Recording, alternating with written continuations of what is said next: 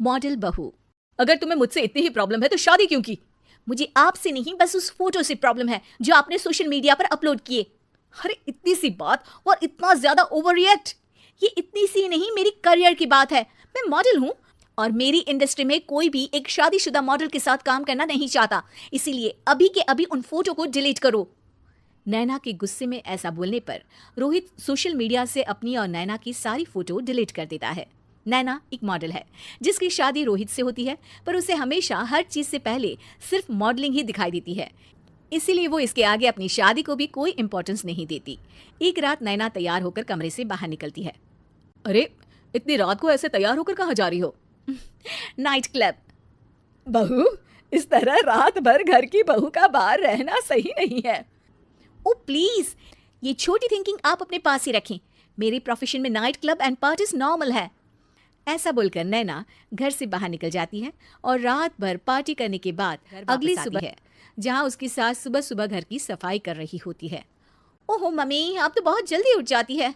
चलो अच्छा है, मैं चली सोने। जब पूरी दुनिया के उठने का समय है तब तुम्हें सोना है। भला ये भी कोई घर वापस आने का समय है? नॉट अगेन मॉम, मैं आप और आपकी इन बातों से टायर्ड हो गई हूँ। अगर आपको ये सब सहन नहीं करना था तो रोहित की शादी एक मॉडल की बजाय किसी साधारण लड़की से करानी थी ना।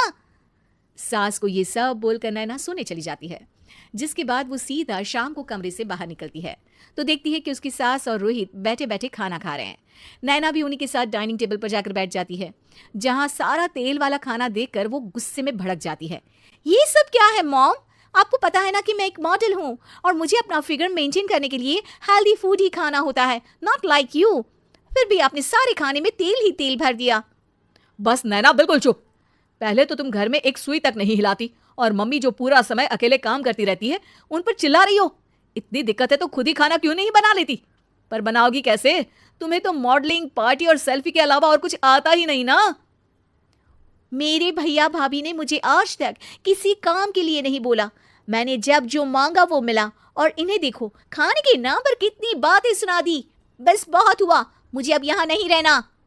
नैना गुस्से में तुनकते हुए बैग पैक करके घर छोड़कर अपने भैया के घर पहुंच जाती है, जहां उसकी भाभी खुशी से नैना का स्वागत करती है। अरे क्या बात है नैना, ना कोई खबर ना रोहित साथ में, अचानक कैसे आना हुआ? मैं तो उस घर को हमेशा के लिए छोड़ आई, दोबारा कभी वहां वापस नहीं जाऊंगी। ऐसा बोलकर नैना घर में आकर मजे में सोफे पर बैठ जाती है, जिसके बाद अब वो पूरे ठाठ बाट से अपने मायके में रहने लगती है, जहां उसकी भाभी सारा काम करती और नैना अपने मॉडलिंग प्रोजेक्ट करते हुए बस मौज में बैठकर खाती। नैना, आखिर बताओ तो सही कि तुम्हारे ससुराल में ऐसा क्या हुआ जो तुम्हें घर छोड़ना पड़ा? बस उन्हें मेरा लेट नाइट पार्टी जाना और कोई काम ना करना पसंद नहीं था, तो मैंने वो घर छोड़ दिया और यहाँ आ गई। नैना की बात सुनकर उसकी भाभी हैरानी से उसे देखने लगती है, पर कुछ बोलती नहीं। इसी तरह कुछ समय बीतता है और देखते ही देखते अब नैना के पास मॉडलिंग के प्रोजेक्ट्स आने कम हो जाते हैं, जिससे नैना बहुत परेशान रहने लगती है।